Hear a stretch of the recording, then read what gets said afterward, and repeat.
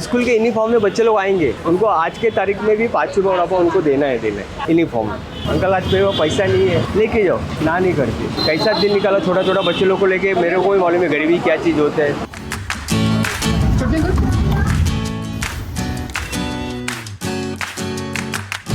मिलिए सतीश गुप्ता से, जो पिछले 15 सालों से मुंबई की सड़कों पर स्कूल के बच्चों को सिर्फ 5 रुपए में वड़ा पाव खिला रहे।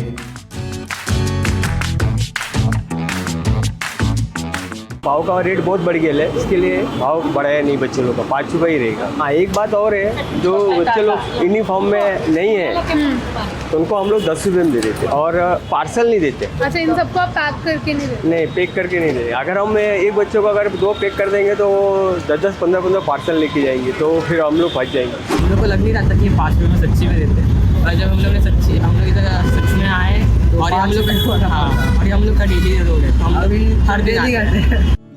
4 बच्चों के पिता सतीश सिर्फ स्कूली बच्चों को ही वड़ा पाव नहीं बेचते, वो कॉलेज स्टूडेंट्स और कामकाजी लोगों को भी सस्ते दाम में वड़ा पाव खिलाते हैं। मुंबई के जो वड़ा पाव 15-20 से, फिर भी मेरे पे काउंटर पे 12 रुपये है। कॉलेज वाले बच्चे और यहाँ पे ना बाजू में हॉस्टल है, हॉस्टल के बच्चे आते हैं, उनका ना 10 रुपये प्राइस है। लेकिन सतीश ने सड़कों पर वड़ा पाव बेचने के बारे में कभी सोचा नहीं था। उन्होंने 20 साल तक सायन के साधना स्कूल में एक छोटी सी कैंटीन चलाई, लेकिन वहाँ किराया ज्यादा हो जाने के बाद दुकान को बंद कर दिया। हम लोग 3-4 महीना घर में ही थे, घर पे बैठा रहा। तो हमने कैसे फिर अब पैसे वैसे बहुत मुश्किल से दिन निकाला बेटा।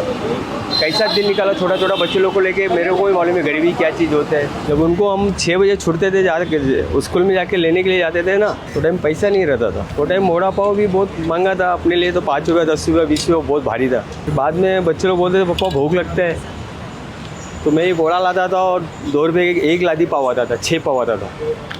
इसमें से भाजी निकाल के थोड़ा थोड़ा उन लोग को खिला के फिर मैं घर पे लेके आता था। इन लोग को जिस घर के अंदर बच्चे लोग 4 पढ़ते हैं, कोई 15 चौका 60 रुपये तो कोई दे नहीं सकता वड़ा पाव का। बच्चे लोग को 5 रुपये 10 रुपये दिया, वही मेरे लिए बहुत है। 2001 में सतीश ने अपने 2 बेटों अरविंद और रंजीत के साथ सायन सर्कल के पास एक स्टॉल पर शहर के फेमस व्यंजनों में से एक वड़ा पाव बेचना शुरू किया, लेकिन गुजर बसर करने की उनकी तलाश यहीं खत्म नहीं हुई।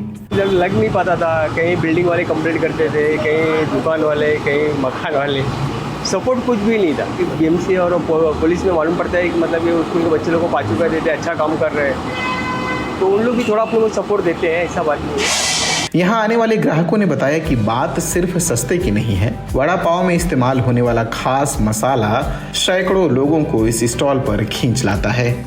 मसाला वसाला रेडी करने के लिए सुबह 5 बजे उठता हूँ, फिर 7:30-8 बजे बच्चे लोग उठते हैं, फिर वो लोग आलू छीलेंगे, कोई कांदा छीलेगा, कोई धनिया साफ करेगा। मसाला खत्म हो गया तो धंधा बंद हो जाएगा। और मसाला ऐसा है कि सुबह में एक टाइम जो मसाला बन जाते हैं, दोबारा नहीं बनते हैं, ना तो दोबारा वो वड़े का टेस्ट आएगा।